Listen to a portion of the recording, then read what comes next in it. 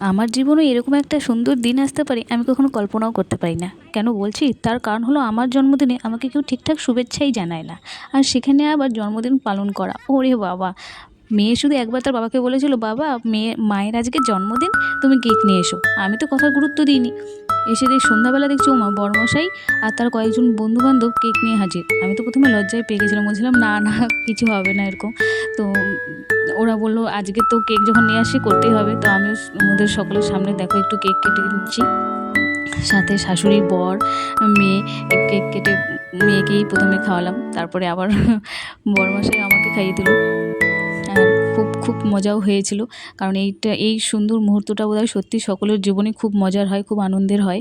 আর একটু সেলফিও তুলে নিয়েছিলাম। আর শুধু এটাই শেষ নয়, সবার বড়দের কাছ থেকে অনেক আশীর্বাদও নিয়েছি। আর দেখো এই দাদাগুলো যাওয়ার সময় আমাকে একটা সুন্দর শাড়িও গিফট করেছে। এই শাড়িটা আমার খুব পছন্দ হয়েছে। আর এই যে শাড়ির কালার, খুব সুন্দর একটা কালার। আর শাড়িটা এত সুন্দর যে সত্যি মানে বলার ভাষা নেই।